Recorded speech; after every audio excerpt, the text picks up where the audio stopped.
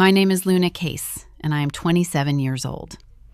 5 years ago, I stood in the kitchen of my childhood home holding a paper plate with a slice of graduation cake. Outside on the patio, 200 guests were celebrating my younger sister launching her new lifestyle brand. It was supposed to be my college graduation party. I had just earned my degree in forensic accounting with top honors. Instead, my mother pulled me away from the crowd, looked at my sensible navy dress, and whispered 9 words that severed our relationship forever. She said, "I can pretend to be proud of you." Today, that same sister is weeks away from marrying into a Silicon Valley billionaire dynasty. The family of the groom is preparing to acquire a 50% stake in her wellness empire for $20 million. But before they signed the contract, the patriarch of the family demanded a covert forensic audit of her company. An hour ago, the official financial dossier landed on my desk, and my mother has no idea that the anonymous corporate auditor holding her golden ticket is the daughter she pushed into the shadows. Before I tell you what happened next, welcome to Maya Tells Stories. Please take a moment to drop your age, your location, and your local time in the comments below.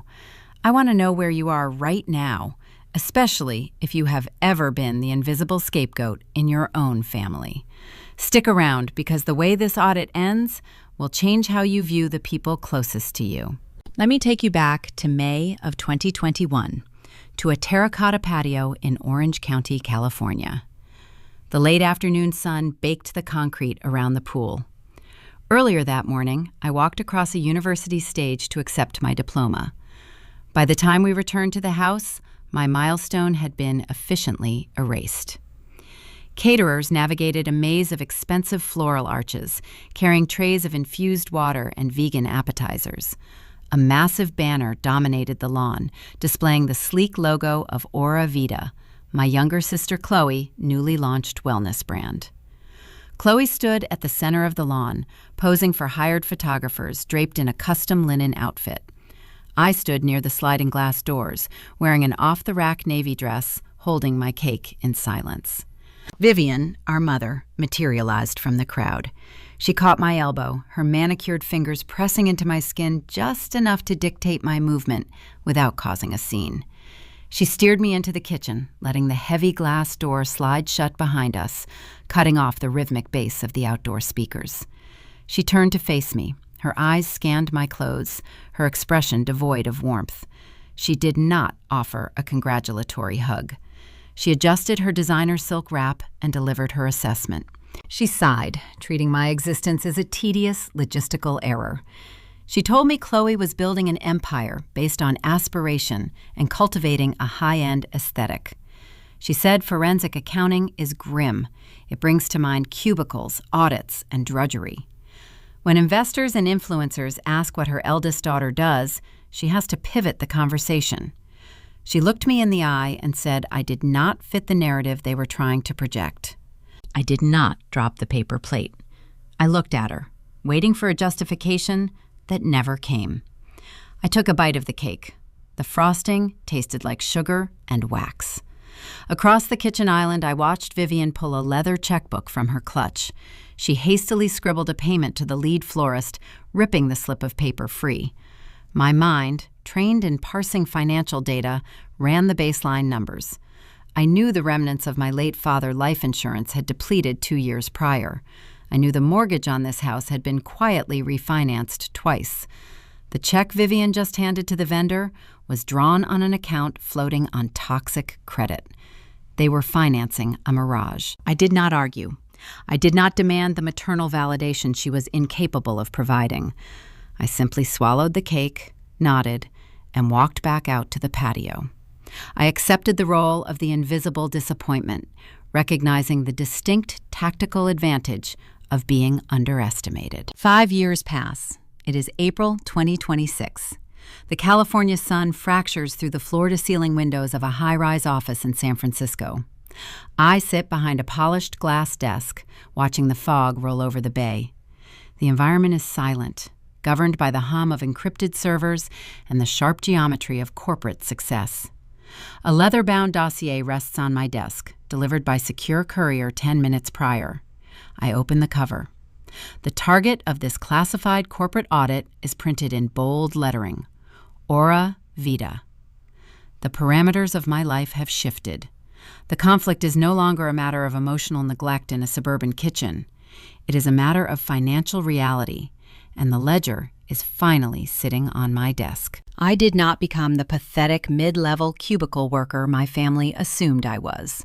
While they spent the last half-decade staging photo shoots and purchasing fake internet validation, I built an empire in the shadows. Aegis Intelligence is the entity Silicon Valley venture capitalists call when they need to dissect a potential acquisition. We do not review glossy pitch decks or listen to charismatic founders spin tales of future synergy. We hunt. We dig into the buried ledgers, the manipulated user metrics, and the hidden offshore debt. I am the founder and chief executive officer of California's most ruthless corporate risk assessment firm. Yet nobody in the industry knows my name. I engineered my anonymity with pristine precision. My legal director serves as my public proxy. His name is Silas. He is a former federal litigator who wears tailored charcoal suits and possesses the empathy of a surgical blade.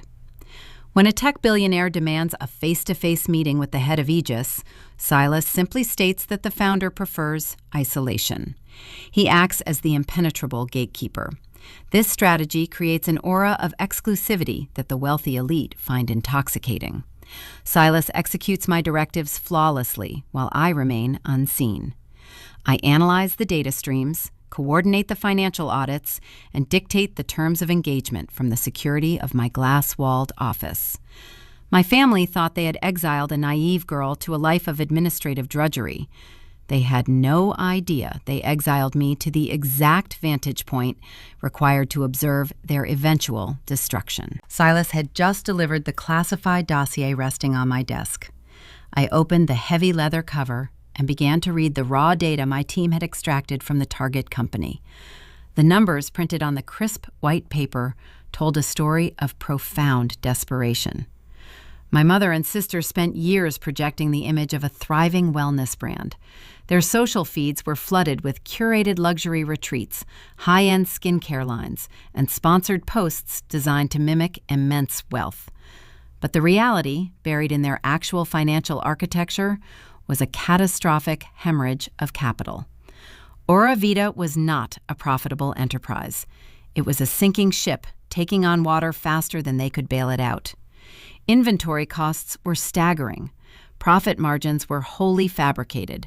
The customer acquisition metrics were artificially inflated by offshore bot farms. Every single graph Chloe presented to the public was a carefully constructed mirage. They were weeks away from total insolvency. Despite the impending bankruptcy, Chloe was currently orchestrating the greatest pivot of her life. In exactly 1 month, my sister was scheduled to marry Miles Kensington. The Kensington name carried immense gravity in the California technology sector. They were a legendary venture capital dynasty. Miles was the golden heir. He was a young man who possessed a massive trust fund, but lacked the predatory instincts of his ancestors. Chloe had successfully convinced him that Aura Vida was the next monumental lifestyle brand.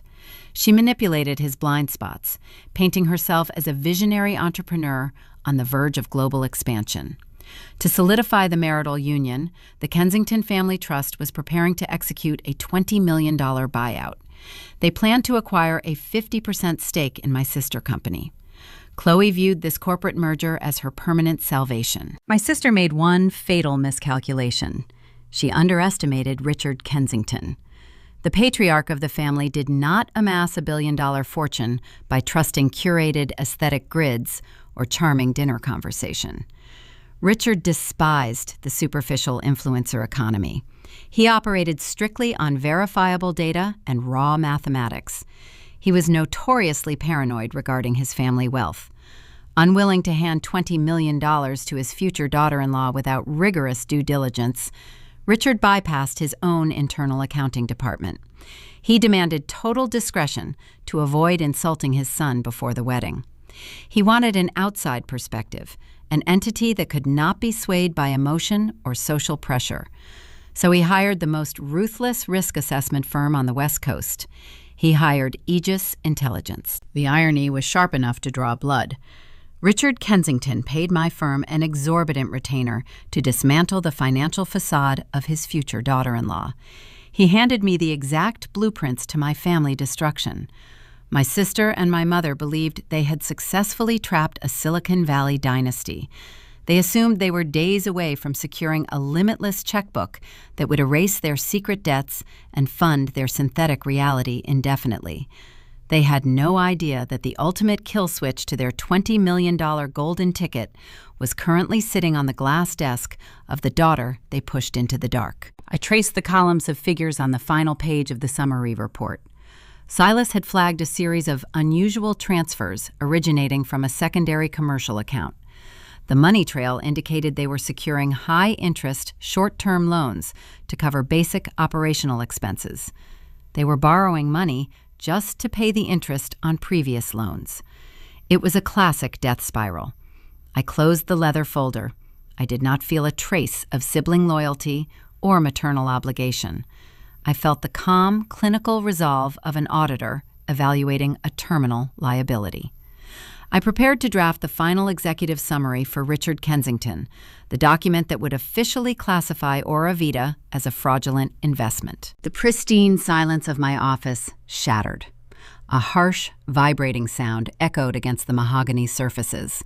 It was my private burner phone. I kept a specific encrypted device solely for the rare instances my biological relatives needed to reach me. It had not rung in over a year. I glanced at the glowing screen. The caller identification displayed the name Vivian. I let the device vibrate 3 times, regulating my breathing to ensure my vocal tone remained flat and detached. I picked up the phone and answered. The audio quality carried the ambient noise of a busy upscale restaurant, the clinking of crystal glasses and overlapping conversations. Vivian did not offer a standard greeting. She did not ask about my well-being or my life. Her voice was sharp, commanding, and laced with a familiar underlying tension. She told me I was required to attend the Kensington engagement gala scheduled for next weekend at a private cliffside estate in Malibu. I asked her why my presence was suddenly necessary after 5 years of deliberate exclusion. Vivian let out a long, exasperated breath, as if my simple question was an unbearable burden. She explained that the Kensingtons were an old-fashioned, traditional family. Richard Kensington expected to see a cohesive, supportive family unit backing the bride. My continued absence from the pre-wedding events was raising uncomfortable questions among the elite guests. She needed me to stand in the background and play the part of the loyal sister. But the invitation came with a very specific set of conditions. Vivian lowered her voice, adopting a conspiratorial tone meant to inflict maximum psychological damage. She instructed me to wear something muted and sensible. She explicitly told me to avoid styling my hair or wearing makeup that might draw attention. She needed me to play a designated role. She required a plain, unaccomplished older sister to serve as a visual contrast. She wanted my manufactured mediocrity to elevate Chloe's glowing success in front of the Silicon Valley elite. She intended to use me as a literal prop to highlight the bride's supposed grace and superiority. She needed the ugly duckling to make the swan look brighter. To ensure my compliance, Vivian added a final threat. She warned that if I embarrassed them or refused to attend, she would contact the accounting firm where she believed I worked. She threatened to fabricate stories of my erratic mental health to human resources. She promised to jeopardize my imaginary mid-level corporate job and ruin my modest livelihood. She was actively trying to blackmail the chief executive officer of Aegis Intelligence with a threat to a cubicle job that did not exist. I listened to the desperation dripping from her words. I looked down at the Vida dossier resting on my desk. I looked at the $20 million fraudulent valuation she was so desperate to protect. I told my mother I would be there. I promised to wear exactly what she requested and stay quietly in the background. I ended the call and set the phone down. Vivian thought she was summoning a compliant victim to her Malibu mirage. She had no idea. She just invited the executioner to the gala. The line went dead. I sat in the pristine silence of my office, holding the disconnected burner phone. My mother had just delivered a masterclass in narcissistic manipulation. Her demands were not merely requests for attendance. They were stage directions. She needed a prop. Vivian explicitly instructed me to locate something drab and muted for the upcoming engagement gala in Malibu. I was to be the visual contrast. I was designated to play the pathetic, plain older sister whose glaring mediocrity would magically elevate Chloe in front of the Kensington elite. To ensure my obedience, Vivian had weaponized my fictional livelihood. If I refused to play the assigned role, she promised to publicly smear my reputation to my boring accounting bosses. She threatened to fabricate tales of erratic behavior and initiate a narrative that would terminate my supposed cubicle job. I agreed with chilling compliance. I told her I would find a shapeless cardigan. I promised to pull my hair back and wear no makeup. I offered her the exact submission she craved. Growing up, my mother curated our household like a museum exhibit. Chloe was the centerpiece, the flawless acquisition that required constant polishing and perfect lighting. I was the structural scaffolding, necessary for support, but meant to remain hidden behind the drywall. Whenever we attended social functions, Vivian actively steered me toward oversized sweaters and thick frames. She claimed she was protecting me from the harsh judgments of California society, insisting my features were too severe for the camera. I realized long ago she was not hiding my flaws.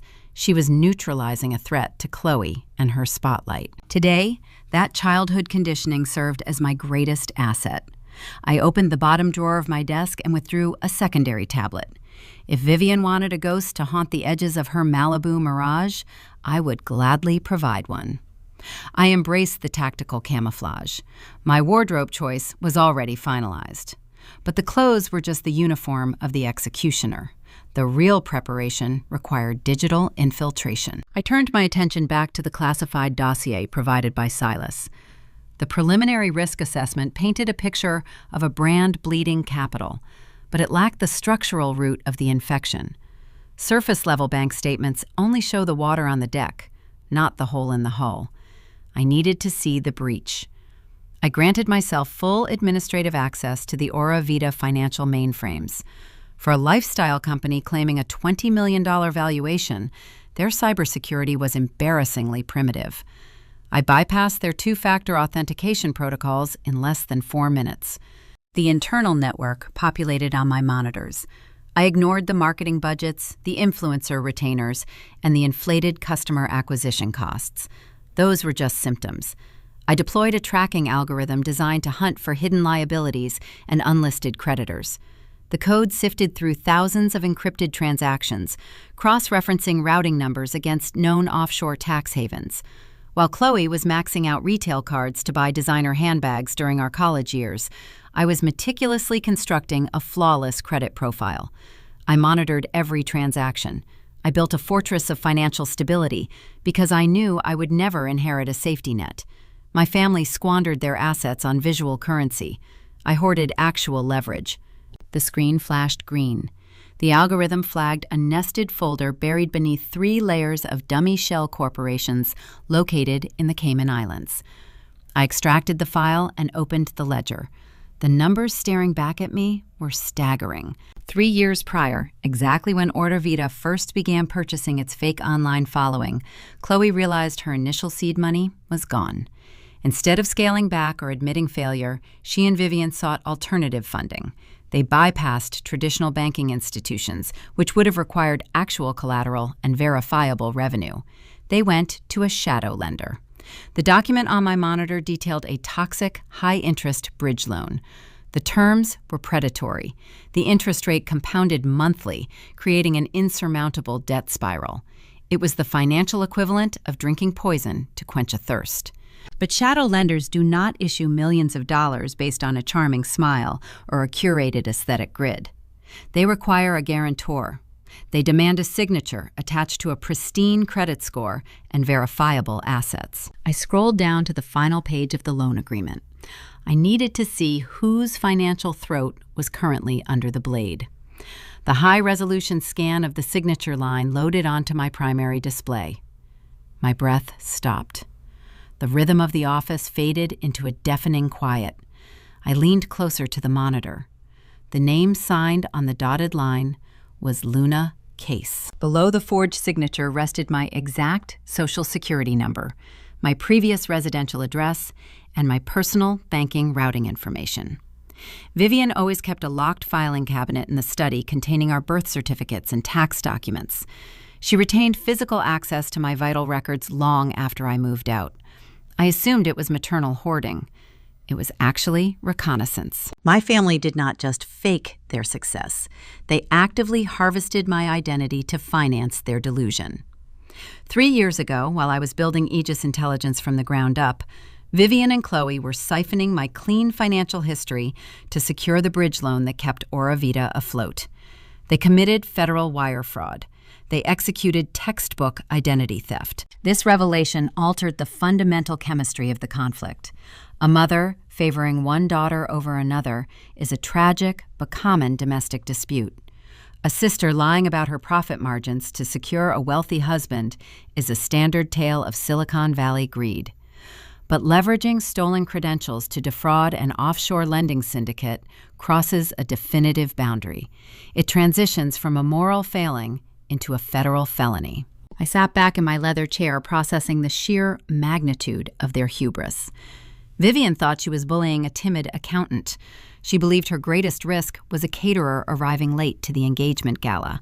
She had no concept of the digital snare wrapping around her throat. If Vida defaulted on that toxic loan, the shadow creditors would not hunt down Chloe. They would come for the guarantor. They would come for me. They would attempt to liquidate my assets, seize my accounts, and drag my name into a protracted legal nightmare. My mother and sister had essentially strapped a bomb to my chest to keep themselves warm. I did not reach for the phone to confront them. Screaming matches offer no tactical advantage. Anger is a predictable, sloppy reaction. I operated on the currency of leverage. I exported the forged loan documents, the internet protocol addresses used to execute the transfers, and the time-stamped wire receipts into a secure, encrypted drive. The evidence was irrefutable. I now possessed the exact documentation required to send the bride and the mother of the bride to a federal penitentiary. I closed the mainframe interface and locked the workstation. I walked over to the window, looking down at the grid of San Francisco traffic. The plan was set. I would drive down the coast to Malibu. I would wear the shapeless beige cardigan. I would hide my face behind thick glasses. I would let Chloe shine under the patio lights. I would let her sip expensive champagne and whisper sweet nothing to her venture capitalist fiancé. I would give them exactly 1 hour of uninterrupted triumph before I handed the match to Richard Kensington. The upcoming engagement party was no longer just a social obligation.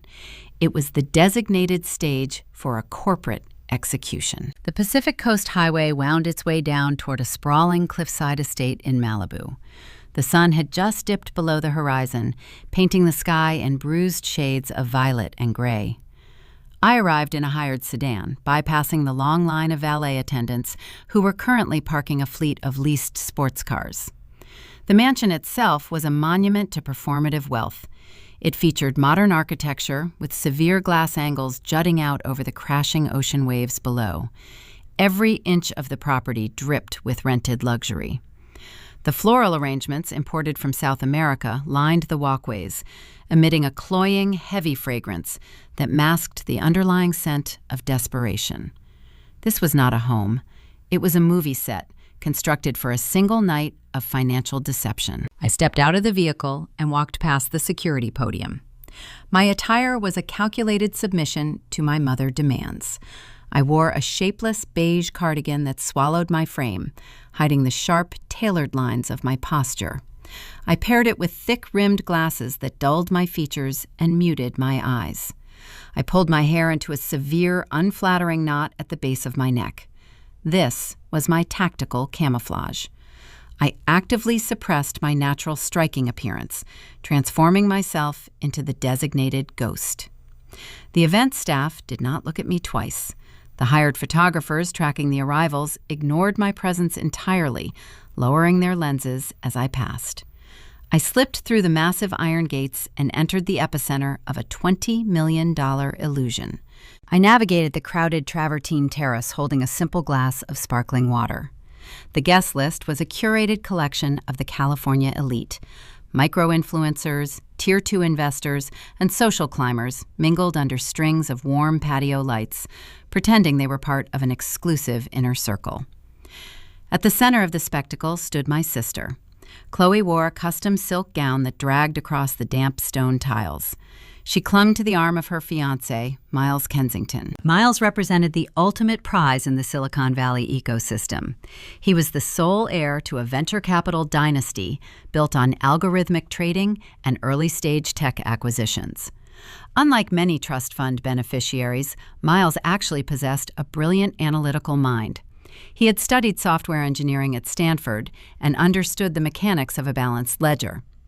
But his upbringing in an insulated, hyper-wealthy bubble left him vulnerable to predatory social climbers who knew how to fake authenticity.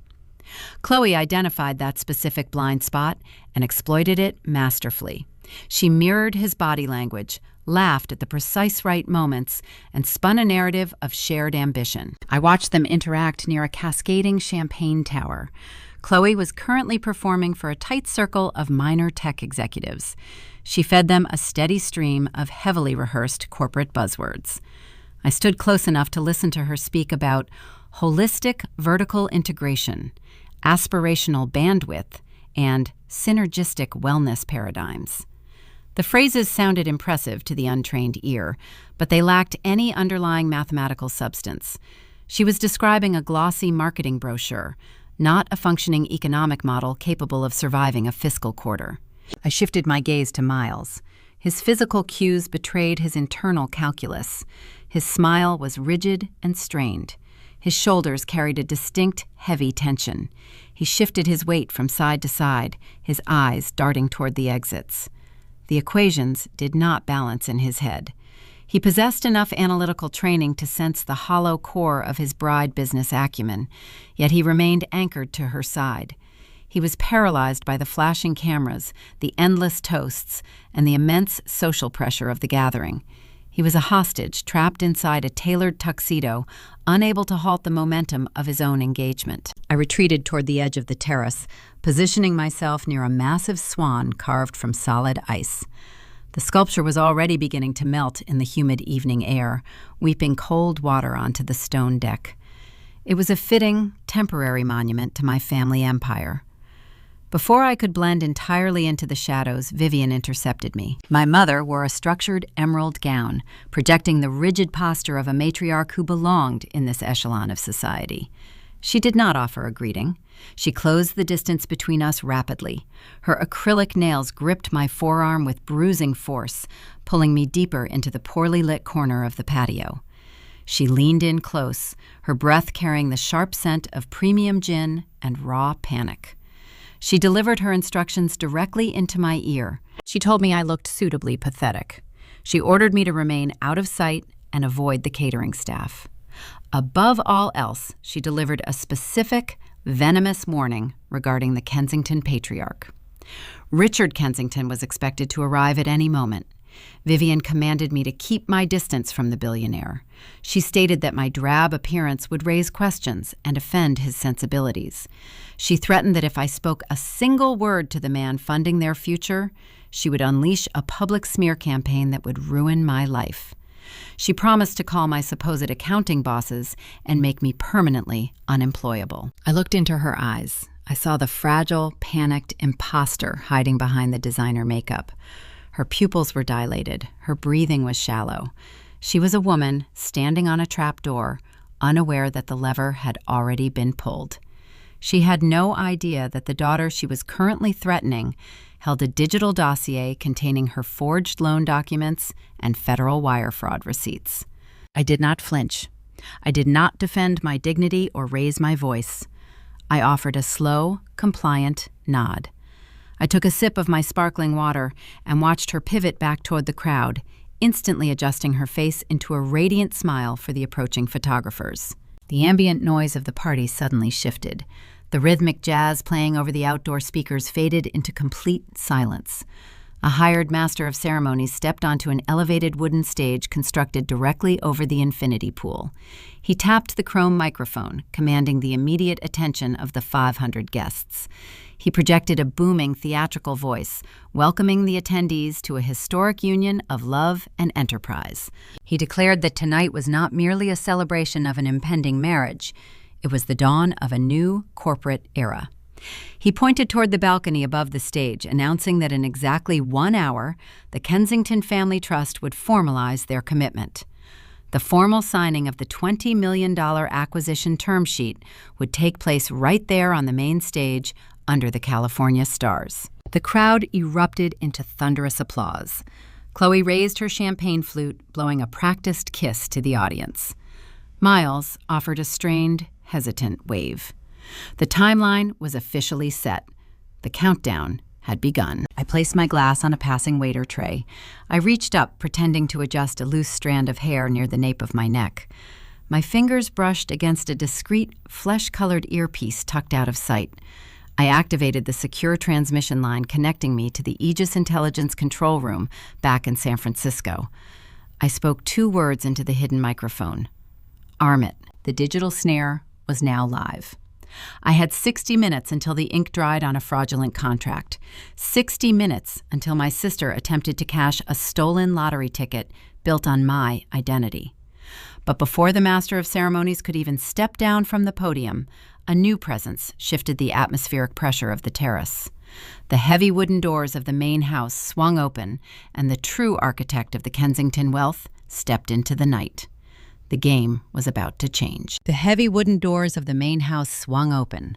Richard Kensington did not merely enter the terrace. He commanded the environment by simply existing within its perimeter. He built his venture capital empire during the early .com crash, thriving when others perished because he relied on cold mathematics while his competitors trusted speculative hype. He viewed the current influencer economy as a parasitic infection. To him, curated aesthetic feeds and sponsored wellness retreats were the modern equivalent of snake oil. He was a man composed of sharp angles and unsentimental calculations, dressed in a bespoke charcoal suit that signaled generational authority rather than newly leased credit. I had intentionally retreated from the patio minutes before his arrival. I knew men like Richard. They despise crowded spaces filled with sycophants. They seek quiet environments where they can process information without sensory overload. I positioned myself in the sprawling mahogany library of the estate. The room smelled of old paper and polished wood, a stark contrast to the synthetic floral stench outside. I sat in a high-backed leather chair, holding my encrypted device, projecting the image of a wallflower hiding from the festivities. Richard walked through the arched doorway, seeking sanctuary. Vivian was hot on his heels. My mother practically vibrated with desperate ambition. She sidled up to him, deploying her most practiced saccharine smile. She offered him a crystal flute of vintage champagne, praising his son and spinning a vacuous narrative about the impending union of their 2 great families. Richard did not even break his stride. He raised a single hand, a microscopic gesture that instantly silenced her. He dismissed her overtures without speaking a single word, leaving her standing near the doorway, holding a rejected drink. His gaze swept the room and locked onto me. He noticed the device in my hands. It was not a social media application.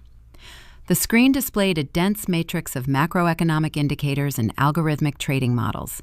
For a man who worshipped data, seeing a woman in a shapeless beige cardigan dissecting quantitative easing policies in the middle of a vanity party was an anomaly. Richard Kensington never ignored anomalies. He approached my chair, his posture evaluating and alert. He did not offer a polite greeting. He launched a direct, highly technical probe. He asked me how I would evaluate the liquidity risks of early-stage venture capital portfolios, given the recent instability in the Asian manufacturing sector. It was a targeted test, designed to expose pretenders. Vivian rushed forward, her face draining of color. She viewed me as a walking liability. In her mind, her dull, plain daughter was about to embarrass the family in front of the billionaire holding their financial salvation. She let out a high-pitched, nervous laugh, stepping between us. She apologized for my presence, calling me the socially awkward sister who worked a tedious back-office accounting job. She reached for my arm, attempting to physically drag me out of the library, telling Richard not to waste his brilliant mind on my simple, uncultured brain. I did not move. I met Richard's gaze, bypassing my mother entirely. I spoke with crisp, clinical precision. I stripped away the bloated corporate jargon that usually populated these discussions. I explained that evaluating liquidity under current conditions required ignoring traditional quarterly projections. Instead, I detailed a predictive model focusing on overseas supply chain bottlenecks. I specifically analyzed the raw material deficits in Taiwanese semiconductor factories. I correlated those physical shortages to the inflated valuations of domestic tech startups, demonstrating how temporary capital injections were masking fundamental operational rot. I concluded that any venture firm ignoring the delta between actual product output and theoretical valuation was essentially financing a pyramid scheme. The silence that followed was profound. Vivian stood paralyzed, her mouth slightly open, incapable of comprehending the vocabulary I just deployed. Her hand dropped from my arm. The narrative she had spent years building, the story where I was the pathetic failure and Chloe was the genius, fractured in real time. She looked at me as if a stranger had suddenly occupied my body. Richard experienced a paradigm shift. His eyes widened. The skepticism vanished, replaced by pure, unadulterated respect. He recognized the cadence of a fellow apex predator. He understood that the woman hiding beneath thick-rimmed glasses possessed a sharper business acumen than his son, his future daughter-in-law, and every wealthy executive drinking on the terrace outside. He gave me a slow, deliberate nod. It was the universal sign of an equal acknowledging an equal. He asked for my perspective on secondary market yields, ignoring Vivian's presence completely. We engaged in a rapid-fire exchange of economic theory, building a fortress of mutual understanding built on verifiable facts. The quiet communion of intellect was abruptly shattered. Chloe had tracked her future father-in-law, terrified of letting him out of her sight.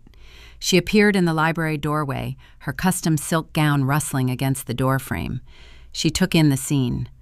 The billionaire patriarch was ignoring her mother. He was standing in rapt attention, listening to the older sister she had designated as the family failure.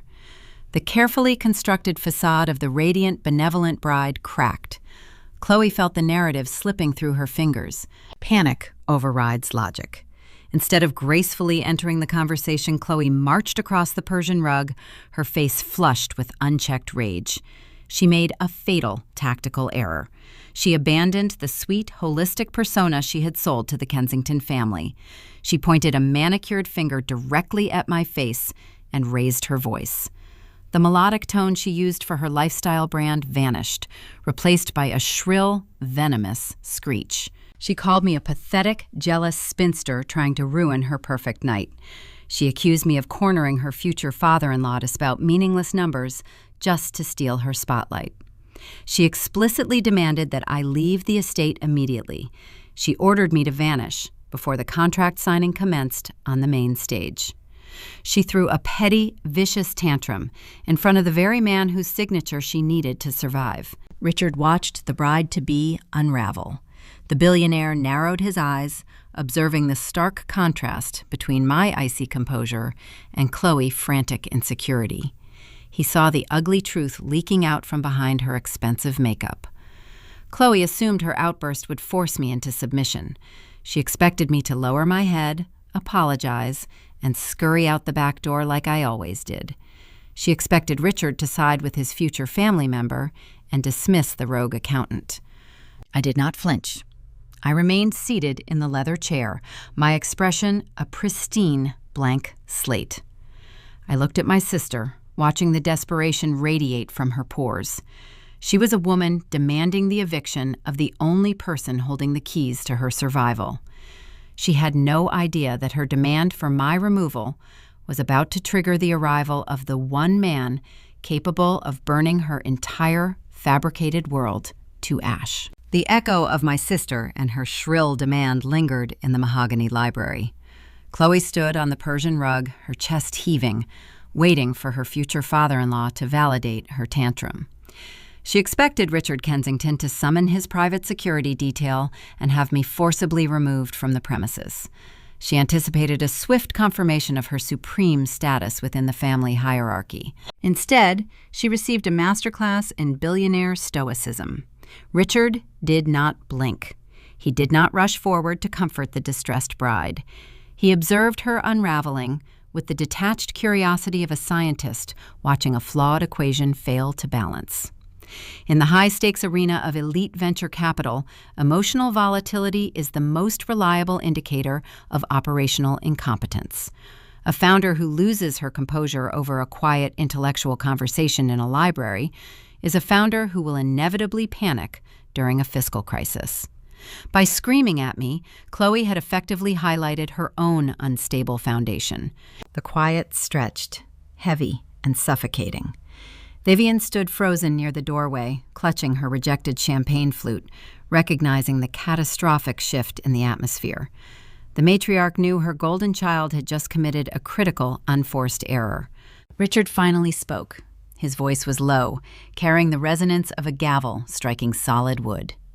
He did not address my presence or my sister and her desperate insult. He pivoted directly to the core transaction tying them together. He informed Chloe that the timeline for the evening festivities required a slight adjustment. He stated, looking her directly in the eye, that the acquisition term sheet would not be signed in an hour. In fact, his pen would not touch the contract until he received formal clearance from his designated auditor. Chloe blinked, her meticulously applied eyelashes fluttering in genuine confusion. She asked him to clarify, her vocal tone trembling just enough to betray her terror. Richard explained that executing a $20 million merger required independent, unassailable verification. He told her he had retained an external firm to conduct a comprehensive forensic sweep of the Vida network. He named the specific firm. He said he was waiting for the lead representative from Aegis Intelligence to arrive and personally deliver the final risk assessment. The name Aegis Intelligence acts as a powerful solvent in Silicon Valley. It dissolves corporate illusions. It is a known entity among the elite, carrying a terrifying reputation for unearthing buried debt, exposing inflated user metrics, and destroying fraudulent acquisitions before they finalize.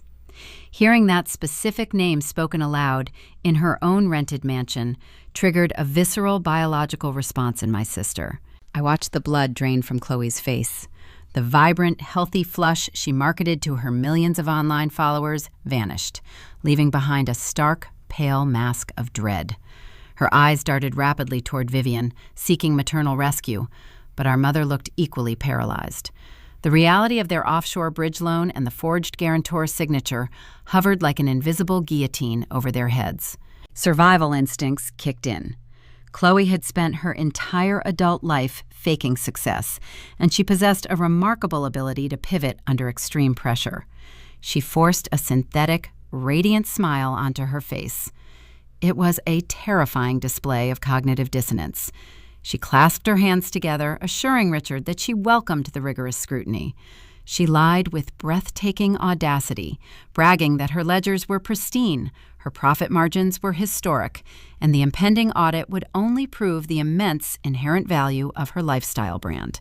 Richard offered a non-committal nod, his skepticism now fully calcified into absolute certainty. He recognized the forced, rehearsed nature of her rapid recovery.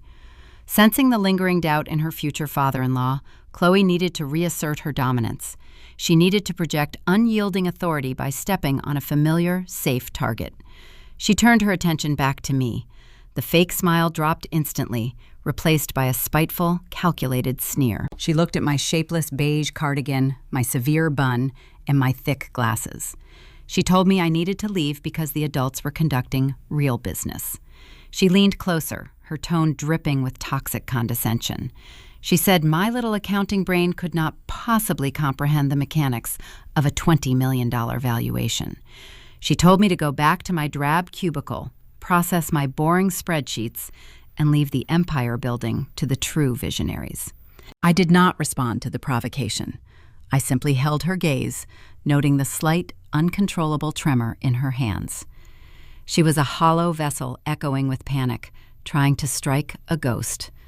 I mentally counted down the seconds, knowing the snare I built was already snapping shut.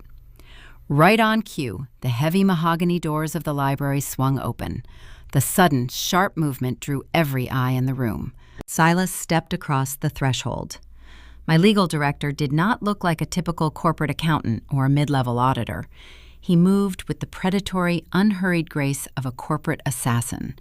He wore a bespoke charcoal suit cut to exacting specifications, his posture radiating undeniable, lethal authority.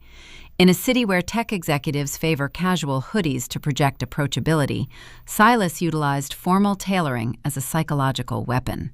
He carried a sleek black leather portfolio tucked securely under his left arm. Before I recruited him to act as my public proxy, Silas spent a decade dismantling failing technology startups for a ruthless private equity syndicate. He understood the anatomy of a corporate lie better than anyone else operating in California. He was the perfect shield for an anonymous chief executive, capable of absorbing intense room pressure while delivering fatal news with a polite, unwavering smile. Chloe saw the expensive suit and the commanding physical presence. Her opportunistic radar flared to life. She instantly assumed this imposing figure was the legendary, unnamed founder of Aegis Intelligence. She believed the arbiter of her fate had just walked into the room, holding her future in his leather folder. The spiteful sneer vanished from her face, replaced instantly by her signature holistic charm. She practically shoved past Richard Kensington to close the distance. She extended her right hand, her posture tilted forward in a display of eager, desperate submission. She greeted him warmly, introducing herself as the visionary founder of Vida, ready to deploy her usual tactics of flirtation and manipulation to secure a favorable audit report. Silas did not break his stride. He did not reach out to shake her extended hand. He did not even offer her a passing glance. He treated the bride as if she were a piece of misplaced, insignificant furniture blocking his path. Chloe's hand hung in the empty space, her rehearsed greeting dying in her throat. Vivian let out a sharp gasp from the corner of the room, horrified by the blatant, public rejection of her golden child. Silas continued his measured path across the Persian rug. The rhythmic sound of his leather shoes striking the floorboards punctuated the heavy silence. He walked directly past the bewildered bride.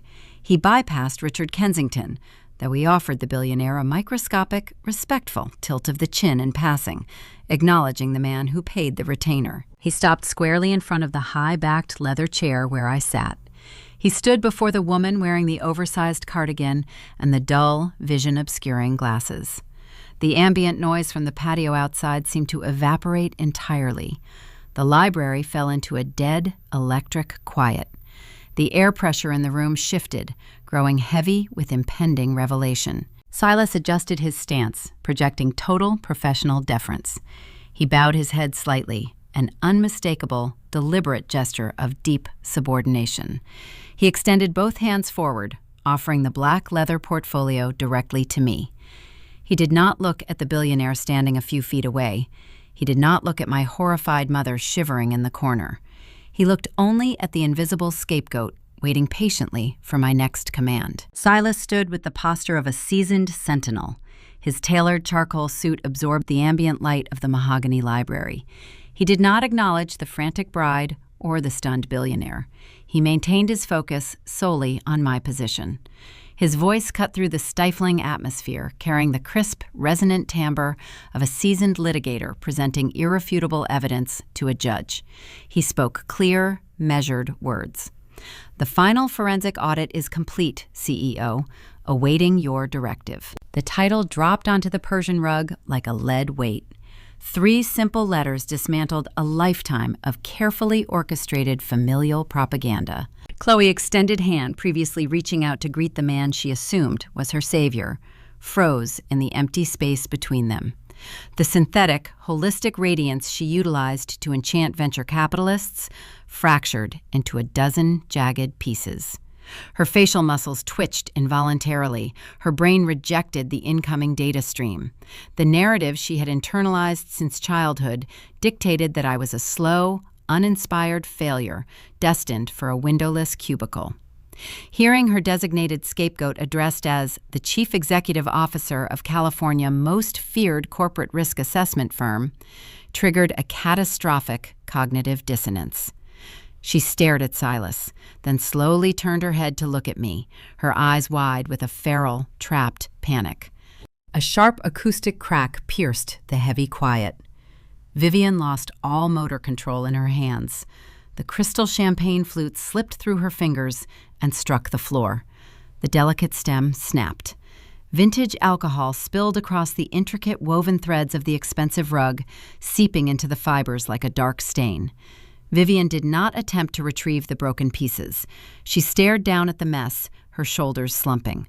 The matriarch, who spent 2 decades constructing a flawless aesthetic illusion, realized her masterpiece rested directly atop a seismic fault line. The daughter she repeatedly threatened to ruin was the very architect of the entity hired to audit her survival. Silas did not flinch when the glass shattered. He was accustomed to witnessing the physical manifestations of ruined empires. He kept his gaze lowered, a deliberate show of respect that further decimated Chloe's fragile ego. He was a man who commanded fear in boardrooms across the state, yet he stood before me as a willing subordinate. This visual alone communicated volumes to the billionaire watching our exchange. Richard Kensington did not panic. Men who navigate the treacherous currents of global finance do not surrender to shock. He processed the revelation with predatory speed. He looked at Silas, recognizing the notorious public proxy of Aegis intelligence. Then he shifted his gaze back to my chair. The mathematical dissection of overseas supply chains I delivered just moments prior echoed in his mind. The puzzle pieces locked together with satisfying precision. The elusive, legendary founder of the company he retained was not a tech bro operating out of a garage. It was the woman sitting calmly in front of him. A subtle, dangerous grin touched the corners of his mouth. He realized he had not stumbled into a simple family dispute. He had walked into a brilliantly engineered corporate ambush. I did not offer a triumphant smile. Gloating is a symptom of insecurity, a desperate plea for external validation. I operated with freezing, clinical precision. I placed my water glass onto the adjacent side table. The condensation left a perfect ring on the polished wood. I stood up from the high-backed leather chair. The shapeless beige fabric of my cardigan felt heavy and suffocating against my skin.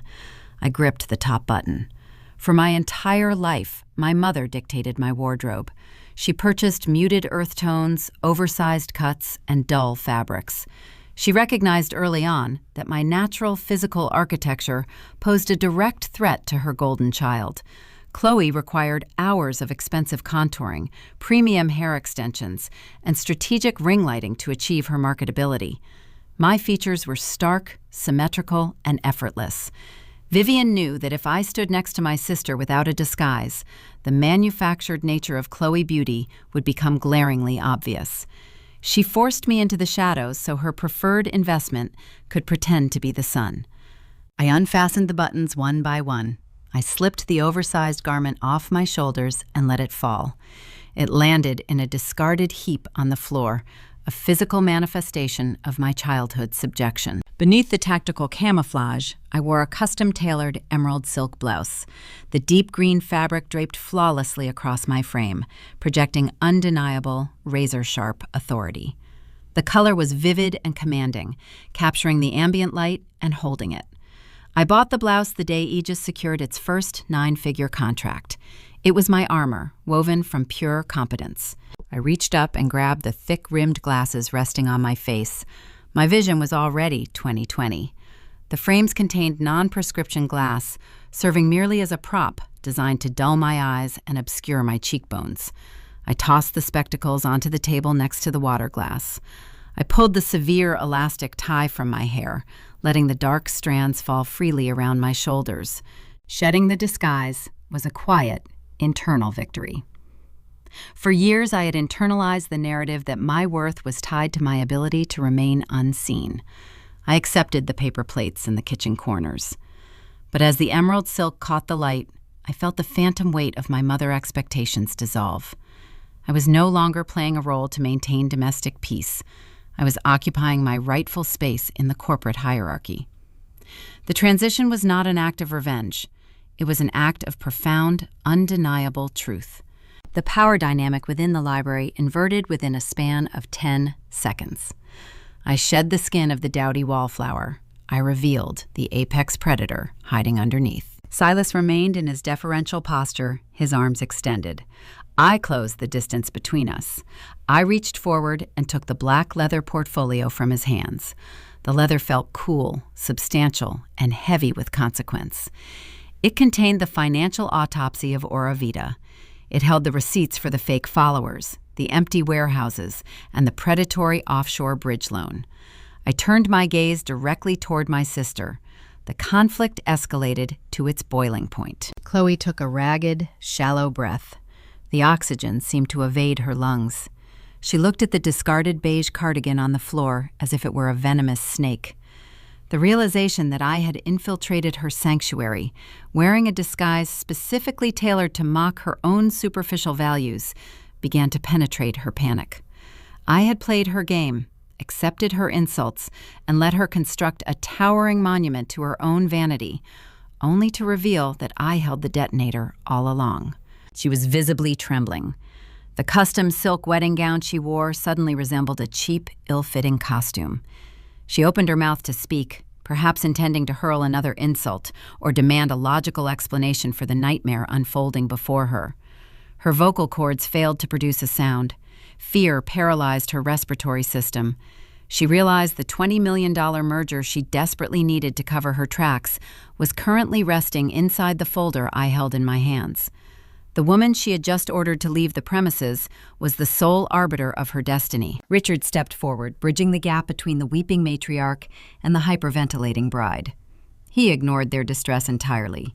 He addressed me using my proper corporate title, his tone radiating profound professional respect. He asked me if the target company survived the preliminary stress test. I rested my palm flat against the cover of the leather portfolio. I looked at the billionaire patriarch, acknowledging his inquiry, then shifted my attention back to the terrified bride. The social spectacle roaring on the terrace outside was about to collide head-on with the forensic truth contained in this room. The execution was ready to commence. The heavy mahogany doors of the library pushed open a few more inches, breaking the suffocating tension. Miles Kensington stepped across the threshold. The groom had grown tired of waiting by the champagne tower and came searching for his father and his future bride. He walked into a room frozen in time. He registered the spilled vintage wine staining the Persian rug, his mother-in-law shivering in the corner, and his fiancée looking as though she had just witnessed a ghost materialize. Then he noticed me, standing tall in the emerald silk blouse, holding a black leather portfolio, with the notorious proxy of Aegis intelligence standing guard at my side. Miles asked what was happening, his voice laced with hesitant confusion. He looked at Chloe, expecting her to deploy her usual soothing reassurances. She opened her mouth, but her vocal cords remained paralyzed by terror. I did not raise my voice to answer him. True power never has to shout. I simply opened the portfolio. The scent of fresh ink and premium parchment paper filled the space between us. I extracted the primary executive summary and handed the document directly to Richard Kensington. Miles immediately stepped to his father's side, his eyes scanning the dense columns of forensic data. I began the clinical disassembly of Vida. I spoke with the detached rhythm of a surgeon excising necrotic tissue. I directed their attention to the customer acquisition metrics listed on page 2. I explained that the millions of devoted followers, the thousands of daily comments praising the wellness brand, and the viral engagement statistics were elaborate digital mirages. My team traced the internet protocol addresses interacting with the company's social media platforms. I revealed that 80% of their entire online presence originated from automated bot farms operating out of overseas server banks. Chloe was not an influencer commanding a loyal demographic. She was a client purchasing cheap synthetic applause. Richard traced the numbers with his index finger, his expression darkening into a mask of grim satisfaction. He was a man who hated being lied to, and the data verified his deepest suspicions. I turned the page of my own copy, guiding them to the inventory and logistical audits. Chloe frequently posted aesthetic videos walking through bustling shipping centers, claiming her physical products were constantly selling out. I exposed the ghost logistics. The warehouses leased under the Vida corporate umbrella were vacant concrete shells located in Nevada. They held zero product. The quarterly profit margins presented to the Kensington Family Trust were entirely fabricated. I detailed how my mother and sister artificially inflated their revenue by kiting capital. They were shuttling the exact same dwindling funds back and forth between a maze of shell accounts to simulate active cash flow, creating a fiduciary mirage meant to dazzle the casual observer. The reality of the deception hit Miles like a physical blow. The color drained from his face. He looked at the paperwork, his Stanford-educated mind easily comprehending the stark, mathematical reality of the fraud. Chloe could no longer stand the silence. The meticulously crafted persona of the grounded, mindful entrepreneur snapped. She lunged forward, her voice shrill and echoing with unhinged panic. She reached for the documents in Richard's hands, attempting to snatch the evidence away. Silas moved with blurring speed, stepping fluidly into her path. He formed an impassable wall of bespoke charcoal wool, forcing the bride to stumble backward. Denied physical access to the paperwork, Chloe resorted to frantic character assassination. She pointed at me, her face contorted in a desperate, ugly grimace. She shrieked that I was a bitter, jealous spinster who had spent my entire life resenting her beauty and her success. She claimed I forged the banking ledgers and manipulated the server data out of pure spite. She begged Miles to listen to her, employing a sickeningly sweet, trembling pitch, insisting that my little accounting brain was simply incapable of understanding her visionary business model. I did not engage with her hysteria. Defending the truth against a liar only validates their delusion. I let her scream. I reached into the hidden pocket of my portfolio and withdrew my encrypted tablet. The sprawling Malibu estate operated on a centralized, highly integrated smart home network. A property designed to showcase rented luxury inevitably possessed glaring vulnerabilities in its audio-visual control matrix. I tapped a predetermined sequence of commands onto the glass screen. I bypassed the estate firewall in seconds, hijacking the local server. Outside on the terrace, the ambiance shifted violently. The smooth, rhythmic jazz drifting from the hidden patio speakers abruptly terminated, replaced by a low, static hum. The massive digital monitors flanking the infinity pool, which had previously displayed looping, sun-drenched videos of Chloe hosting wellness retreats, flickered and went dark. A moment later, the screens flared back to life. They no longer displayed aesthetic marketing material. I projected the raw, unedited Vida debt ledgers directly onto the high-definition displays for the entire California socialite circle to witness. The towering columns of red deficits illuminated the night.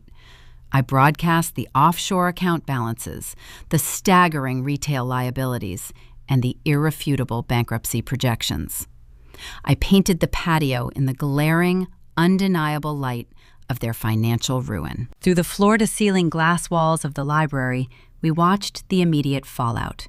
500 elite guests stopped dancing. The catering staff paused in their tracks. Venture capitalists, media figures, and minor celebrities lowered their champagne flutes, their faces illuminated by the glow of my sister's catastrophic failures. The low murmur of the crowd swelled into a collective gasp, followed by a frantic, buzzing wave of whispers. The elite crowd recognized the terminology on the screens. They knew what terminal insolvency looked like. The curated illusion was atomized in real time. Inside the library, the atmospheric pressure collapsed. Miles Kensington turned away from the glass doors and looked at his fiancée. The hesitation he harbored all evening crystallized into visceral revulsion. The cognitive dissonance shattered.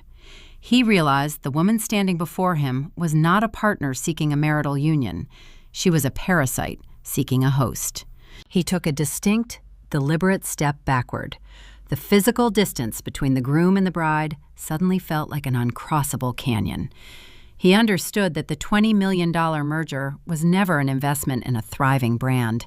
It was a desperate, calculated bailout designed to rescue a sinking ship using his family wealth as the life raft. Chloe reached a trembling hand out toward him, tears streaming down her face, pleading for him to understand. Miles recoiled from her touch, shaking his head in silent, profound disgust. The rejection was absolute.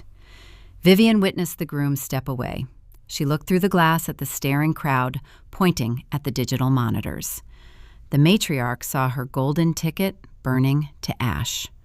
The rented mansion, the leased sports cars, the country club status, everything she valued above her own flesh and blood, evaporated into the cool ocean breeze. Her knees buckled. The rigid posture she maintained for decades gave way to gravity. Vivian collapsed onto the ruined Persian rug, her expensive emerald gown pooling around her in a pathetic heap. The woman who had threatened to ruin my career just an hour prior was now reduced to a weeping beggar. She crawled forward on her hands and knees. She reached out and grabbed the hem of my silk blouse. She attempted to weaponize our biology, sobbing hysterically. She tilted her face upward, her premium makeup running in dark tracks down her cheeks. She begged me to tap the tablet and turn off the screens. She pleaded for familial mercy, invoking the concept of blood and loyalty, crying that we were family and I was destroying their only chance at survival. I looked down at the woman gripping my clothes. She was weeping for her lost capital, not her fractured family. She wanted me to deploy my wealth and my influence to protect the very aesthetic she had used to banish me to the shadows. She assumed the public humiliation of the debt ledgers was the final phase of my corporate execution. She was wrong. The public exposure of their bankruptcy was merely the prelude. The true killing blow, the crime that funded the mirage projected on the screens outside, was still resting quietly inside my black leather portfolio, waiting to be brought into the light. The physical weight of my mother pulling on my silk blouse forced me to look down. Vivian was a woman who spent her entire adult life curating a flawless facade. She curated her home, her daughters, and her social circle with the precision of a museum director. Seeing her kneeling on the stained Persian rug, her premium cosmetics running in dark, uneven streaks down her face, felt surreal. She gripped the emerald fabric, her knuckles turning white from the strain. She was sobbing, offering a frantic stream of apologies, claiming she acted out of love, begging me to erase the numbers glowing on the screens outside. She wanted me to deploy my corporate power to shield her from the consequences of her own vanity. I did not reach down to comfort her. I did not offer the maternal validation she had denied me for 27 years. I analyzed her grief and found nothing but transactional panic. "You are not crying because you love me," I stated. My voice cut through the ambient noise of the library, carrying a flat, icy finality. "You are crying because your collateral is gone." I raised my encrypted tablet. I bypassed the deficit ledgers currently broadcasting to the California socialites. I initiated the final sequence of my presentation. Outside on the terrace, the towering digital displays flickered. The red columns of debt vanished. They were replaced by a high-resolution scan of a legal contract originating from a shadow lending syndicate based in the Cayman Islands. I zoomed in on the final page of the document, magnifying the designated guarantor section until it dominated the monitors. The name Luna Kayce glowed against the night sky, spanning 10 feet across the digital glass. Below the cursive lettering rested my exact Social Security number and my primary banking routing information. Inside the library, Silas extracted the corresponding physical paperwork from the black leather portfolio. He stepped forward, moving with the quiet efficiency of a bailiff, and handed the hard copies directly to Richard Kensington. The billionaire patriarch adjusted his posture, his eyes scanning the dense legal jargon of the offshore loan agreement. Miles leaned over his father's shoulder, reading the terms of the predatory bridge loan. I turned my attention to the two men. Bankruptcy is a symptom of poor management, I explained, keeping my cadence even. But survival through identity theft requires a different classification. 3 years ago, Vida ran out of initial seed capital. Traditional banks declined their applications because they possessed zero verifiable revenue. To maintain their lifestyle, they required an alternate funding source. They approached a syndicate that issues capital based on immaculate credit profiles. I paused, letting the reality of the situation settle into the room. During my early 20s, while my sister spent her days unboxing gifted merchandise and staging elaborate photo shoots, I worked 80-hour weeks building Aegis. I knew I lacked a safety net. I paid every invoice early. I maintained zero consumer debt. I constructed a flawless financial history. My mother retained physical access to my vital records in her home office. She viewed my pristine credit score not as an achievement of my labor, but as an untapped vein of gold waiting to be mined. I pointed to the forged signature glowing on the screens outside. They stole my identity to secure a toxic, high-interest loan. They leveraged my name to finance the rented mansion we are currently standing in, the leased sports cars parked in the driveway, and the custom silk gown the bride is currently wearing. They committed federal wire fraud. The air in the library turned brittle. Richard Kensington lowered the paperwork. The respect he previously demonstrated toward my economic theories hardened into a cold, ruthless realization. He was a man who navigated the treacherous waters of global mergers, and he understood the radioactive nature of the documents he held. Proximity to a failing business is an embarrassment. Proximity to a federal felony is a contagion. Richard did not yell. He did not demand an explanation from Chloe, who was currently hyperventilating near the doorway. He reached into his tailored suit jacket and retrieved his phone. He dialed a number from his encrypted contacts, placing the device to his ear. The silence in the room was so profound I could hear the faint ringing on the other end of the line. When his general counsel answered, Richard delivered a set of lethal, expedited instructions. He ordered his legal team to immediately sever all pending term sheets associated with Vida. He mandated a comprehensive freeze on any communications between the Kensington Family Trust and my sister corporate entities. Finally, he instructed them to draft an expedited public statement distancing their venture capital firm from the impending fallout. He terminated the call and slid the phone back into his pocket. He executed the death of the merger in less than 40 seconds. Miles watched his father dismantle his future marriage. The groom looked at Chloe. The woman he planned to marry stood paralyzed, her chest heaving, incapable of mounting a defense against the physical evidence. The holistic, mindful persona she utilized to ensnare him was gone. She was a hollow shell constructed from stolen equity. Miles did not offer her a parting word of comfort. He reached up, untied his silk bow tie, and pulled it loose from his collar. The simple gesture severed the final tie between them. He turned his back on his fiancée and followed his father toward the exit. The Kensington dynasty marched out of the library, leaving the wreckage behind. Outside on the terrace, the social quarantine was already underway. The elite guests, staring at the digital monitors, possessed enough financial literacy to recognize a forged guarantor signature attached to an offshore lending syndicate. The party transformed into a mass evacuation. Venture capitalists, micro-influencers, and media personalities set their drinks down on the nearest available surfaces. No one wanted to be photographed standing near ground zero of a major criminal scandal. Through the glass walls, I watched the exodus. Hundreds of attendees streamed toward the front gates. The valet attendants were instantly overwhelmed by the sudden demand for vehicle retrievals. The red taillights of fleeing luxury sedans illuminated the winding cliffside road. The rented floral arrangements stood abandoned. The ice sculpture wept into the infinity pool. Chloe Fake Empire atomized in less than 10 minutes, leaving behind an empty, echoing patio. Inside the room, Vivian watched the Kensingtons depart.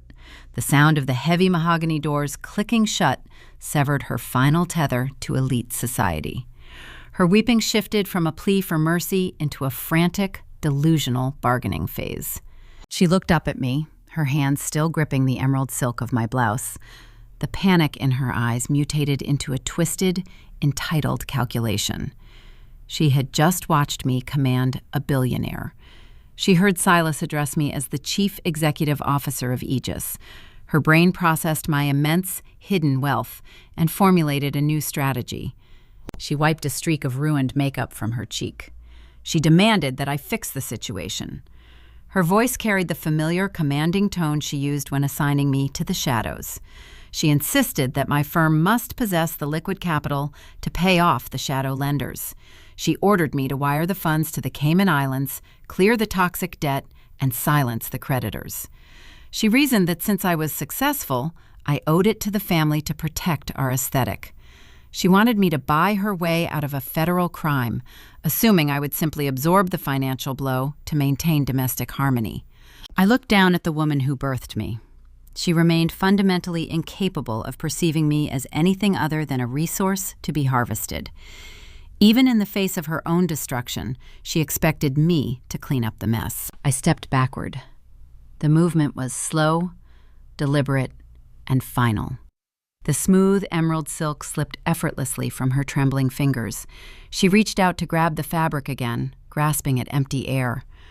I put physical distance between my pristine reality and her toxic delusion. I did not offer to pay the debt. I did not offer a lecture on morality. I simply turned toward Silas. He held the black leather portfolio open, waiting for my next command. I reached inside the folder and retrieved one final, unexpected document. It was a single sheet of heavy, watermarked paper that would change the trajectory of their lives forever, sealing the snare I had spent the last 5 years designing. I extracted a thick, cream-colored envelope from the inner sleeve of the black leather portfolio. The paper bore a distinct, raised watermark. It possessed the heavy, substantial weight of a legal decree. I did not bend down to hand it to the woman kneeling on the floor. I let it drop. The envelope hit the stained Persian rug with a soft, definitive thud, resting inches from Vivian and her trembling fingers. She stared at the paper, her tear-streaked face registering a brief, delusional spark of hope. She thought it was a certified bank draft. She assumed I had capitulated to her demands and produced the corporate funds required to erase her shadow debts. She tore through the seal with frantic urgency. Her eyes scanned the header printed on the first page. The delusional spark extinguished instantly, replaced by a hollow, uncomprehending stare. She looked up at me, her mouth working silently, unable to process the terminology printed on the page. I did not offer a comforting smile.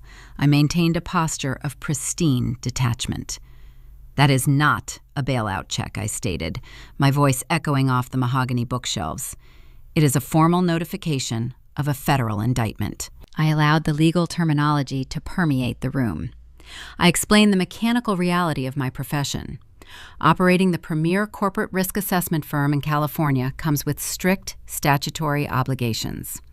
Aegis Intelligence does not function in a moral gray area. As a federally mandated auditor, I possess fiduciary duties that supersede any biological ties or domestic loyalties. When my proprietary algorithms uncover instances of interstate wire fraud and synthetic identity theft, I am legally bound to report the infractions to the proper authorities. Failing to disclose a financial crime of this magnitude would classify me as a co-conspirator. I do not jeopardize my licensing, my freedom, or my empire to protect a lifestyle mirage. I informed her that I compiled the internet protocol addresses, the forged signature scans, and the offshore routing numbers into a comprehensive digital dossier. I transmitted that exact encrypted file directly to the Financial Crimes Division of the Federal Bureau of Investigation at 8 o'clock this morning. The agents spent the entire day verifying the transactions and securing warrants from a federal judge. The machinery of the justice system was already in motion long before she ordered me to wear a shapeless beige cardigan to her vanity party. Chloe staggered forward from the doorway, her custom bridal gown catching on the doorframe. She clutched her smartphone, her thumb hovering over her social media applications. The instinct to spin a narrative was ingrained deep in her cellular structure. She stammered, suggesting they could hire a premium crisis management agency. She proposed launching a sympathetic video campaign, claiming she would wear muted makeup and cry for the camera, blaming a rogue accountant or a predatory lender for the oversight. She honestly believed she could filter her way out of a felony. I dismantled her final delusion with surgical precision. Federal judges do not follow your lifestyle brand, I told her. The Department of Justice does not care about your engagement metrics, your curated aesthetic grid, or your sponsored wellness retreats. There is no public relations spin capable of mitigating a forged guarantor signature attached to an offshore syndicate. You cannot curate an indictment. The federal government operates on raw, verifiable data, and your data dictates a mandatory minimum sentence. A slow, measured clapping drew our attention. Richard Kensington stood near the threshold of the library. He had witnessed the entire exchange while his security detail cleared a safe path for his exit. The billionaire patriarch stepped back into the room, leaving his son waiting in the hallway. Richard did not look at the weeping women on the floor. He focused entirely on me. In the high-stakes ecosystem of venture capital, blind trust is the rarest commodity.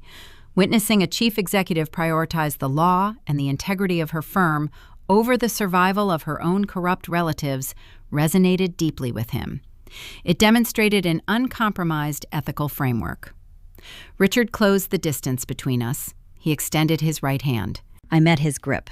His handshake was firm, a silent transfer of profound professional respect. He spoke with the quiet gravity of a kingmaker. He thanked me for saving his dynasty from a parasitic infection. He acknowledged that my forensic sweep prevented the Kensington Trust from tethering its generational legacy to a sinking, fraudulent ship.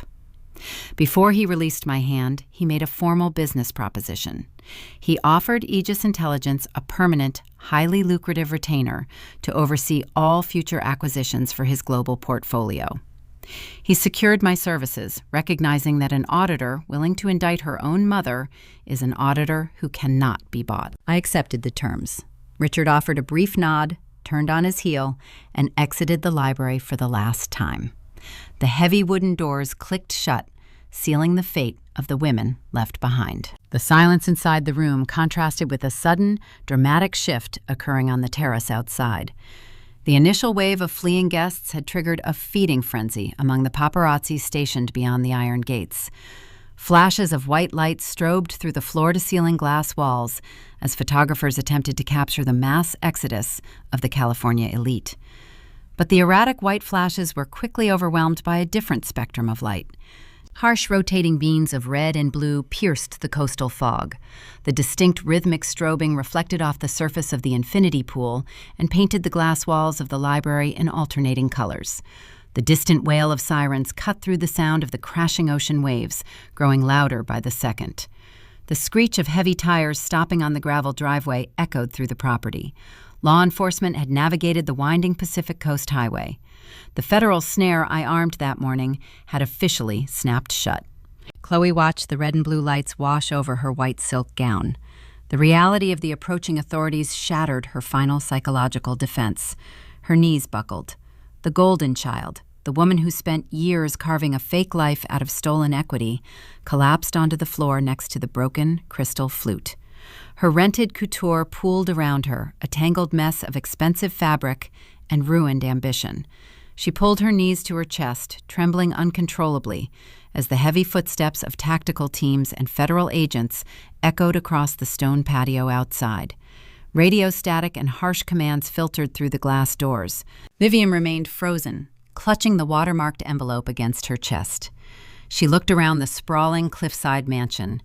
The imported floral arrangements, the cascading champagne towers, the rented luxury cars, everything she valued above my existence had transformed into a crime scene. The estate suddenly felt cavernous and cold. It was no longer a stage for a high society merger. It was a perfectly constructed prison, built entirely from their own hubris. I did not stay to watch the federal agents enter the room and read them their rights. I had executed my duty. The audit was closed. I turned my back on the wreckage. I adjusted the cuffs of my emerald silk blouse, my posture immaculate and unbothered. I walked toward the private side exit of the library, leaving my mother and sister to face the flashing lights alone. My tactical camouflage was permanently discarded, and the horizon ahead required my full attention. I pushed the heavy oak side door of the library open and stepped into the cool coastal night. The chaotic symphony of federal agents raiding the main house faded behind the thick stone walls. Rotating red and blue lights painted the manicured hedges, casting long, erratic shadows across the pristine lawn. I walked down the stone pathway toward the rear exit of the property, leaving the rented Malibu mansion to its inevitable fate. The crisp, salt-laced Pacific breeze hit my face, clearing the cloying scent of imported lilies and manufactured panic. I inhaled deeply, filling my lungs with raw, unfiltered air. For the first time in 27 years, the oxygen did not feel rationed.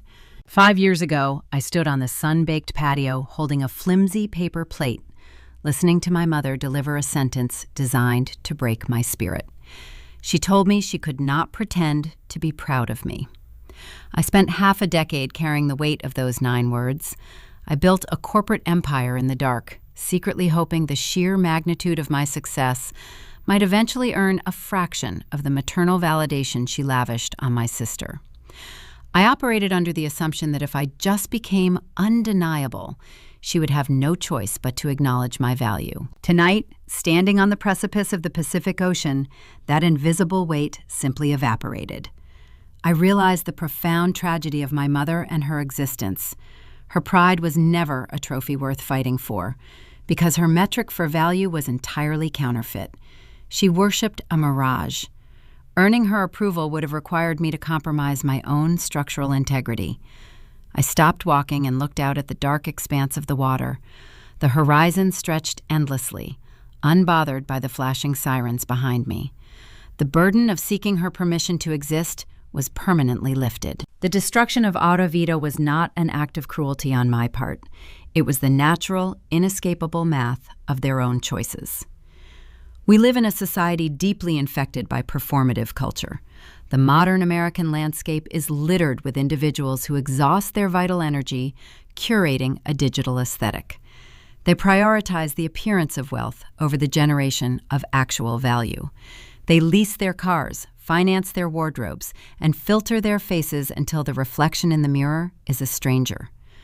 My sister was the ultimate product of this toxic ecosystem.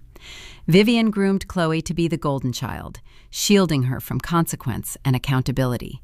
But that insulation was a curse. By removing every obstacle from her path, Vivian denied her daughter the friction required to build genuine resilience. The golden child is often the most fragile entity in the room. Chloe possessed no calluses. She never had to solve a complex problem or navigate a genuine failure. When the federal authorities arrived with warrants, she did not know how to brace for impact. She had no internal framework to process the collapse of her reality. She simply shattered. Conversely, the designated scapegoat receives nothing but friction. I was handed the drab clothing, the dismissive size, and the back corners of every family photograph. I was trained to survive in the cold. That continuous exposure to rejection forced me to develop an internal heat source. I learned to read ledgers, analyze market trends, and build a fortress of verifiable equity. My family thought they were punishing me by pushing me into the shadows. They failed to understand that the dark is the perfect environment to observe the battlefield without being targeted. Setting a definitive boundary with them tonight was an act of supreme self-preservation. I did not engineer a vengeful plot. I did not plant false evidence or spread false rumors. I simply removed the protective barrier and allowed the harsh, undeniable truth to be fully illuminated. The light did the rest. The snare was always of their own making. I only provided the spark that revealed the tripwire. The story of my family concludes here, on the gravel driveway of a seized estate. Yet the operational scope of Aegis intelligence is just beginning to expand. The handshake I shared with Richard Kensington in the library was not a concluding chapter. It was a mobilization order. The venture capital sector is currently hemorrhaging capital due to dozens of synthetic startups mimicking the exact fraudulent architecture Chloe utilized. They are a plague on the California economy, draining resources from innovators who actually build sustainable systems. Tomorrow morning, my team initiates a comprehensive forensic sweep of a monolithic tech conglomerate. This new target is attempting a massive public offering based on fabricated user retention models and phantom revenue streams. The stakes are exponentially higher. These new adversaries possess deeper pockets, sharper legal teams, and a desperate willingness to silence any auditor who threatens their billion-dollar valuation. They operate globally, utilizing complex offshore tax havens and political lobbying to shield their ledgers from regulatory oversight. The corporate warfare is escalating from domestic disputes to international market manipulation. Silas already briefed me on the board of directors we will face. The executives are expecting a standard compliance check. They have scheduled a polite lunch and prepared glossy presentation folders to distract us from the hollow core of their operation. They have no idea we are bringing a scalpel. The thrill of the hunt hums in my veins. The transition from invisible founder to highly sought-after apex predator brings a new set of lethal challenges. The safety of anonymity is gone, and the real fight is about to begin. The enemies I face tomorrow will not be weeping in rented couture. They will be wearing tailored suits and wielding corporate armies. I am ready to dismantle them. I walked toward the waiting sedan idling near the property line. The driver opened the rear door, offering a respectful nod. I slid into the leather seat, watching the flashing emergency lights shrink in the rearview mirror as we navigated the winding coastal road.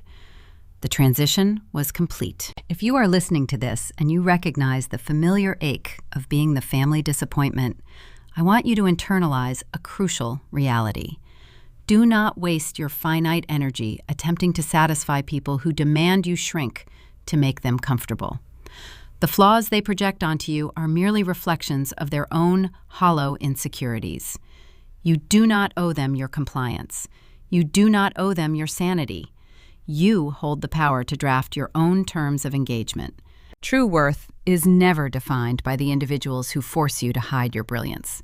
The most astonishing and deeply satisfying victory you can achieve in a world obsessed with synthetic illusions is a life beautifully, fearlessly, and authentically lived in the light. The tires of the hired sedan hummed against the smooth asphalt of the Pacific Coast Highway. I watched the ocean blur past my window, a vast expanse of dark water swallowing the horizon. I left the flashing red and blue lights far behind me. The chapter of my life defined by seeking maternal validation closed the moment the federal agents stepped onto that patio. Looking back at the wreckage of Vida and the shattered illusion of my family, the long path from that terracotta patio to the top floor of Aegis Intelligence crystallized into 5 undeniable truths. First, substance will always outlast the surface. We live in an era that frequently rewards the aesthetic of success over the tedious mechanics of hard work. My sister chased online followers, premium ring lighting, and rented luxury. I built predictive algorithms, studied market deficits, and hoarded actual financial leverage. When the inevitable storm arrived, her paper house washed away, while my stone foundation remained unmoved. Second, establishing a firm boundary is never an act of cruelty. Society conditions us to believe that biology is a binding contract, demanding infinite forgiveness for toxic behavior. It is not. Stepping away from people who harvest your identity and belittle your achievements is the purest form of self-preservation. You are not required to set yourself on fire simply to keep your relatives warm. Third, the designated family scapegoat holds the ultimate tactical advantage. Being forced into the shadows feels like a heavy punishment when you are young, but rejection provides the friction necessary to build mental calluses. The golden child is paralyzed the moment the applause stops because they never learned how to survive the cold. The outcast learns to see in the dark, gathering the strength to eventually command the room. Fourth, vengeance is a monumental waste of vital energy. I did not spend 5 years actively plotting to destroy my mother and sister. I simply monitored my own ledgers and protected my corporate assets. When they attempted to commit wire fraud using my personal information, I handed the raw data to the federal authorities and the targeted investors. Truth requires no passionate defense. It only requires exposure. Gravity does the rest of the work. Fifth, and most importantly, your intrinsic worth is not determined by individuals who lack the capacity to understand your value. My mother wanted a muted prop to stand in the background of her photographs. I chose to be the chief executive officer of my own destiny. Refusing to shrink into a shapeless cardigan is the most liberating decision a person can make. The glowing lights of San Francisco began to rise in the distance, signaling my return to the empire I built on my own terms. The air in the car felt clean and breathable. If you are sitting in a kitchen right now, holding a paper plate and listening to someone tell you that you do not fit their narrative, I want you to hear my voice clearly. Put the plate down. Walk out the door. Build your fortress. Thank you for spending your time with me today on Maya Tells Stories. If this journey from the shadows into the light resonated with your own personal experiences, please share your thoughts in the comments below. We read every single one. Remember to like this video and subscribe to Maya Tells Stories so you never miss another narrative about reclaiming your power. Stay strong, protect your peace, and never apologize for shining in your own authentic light.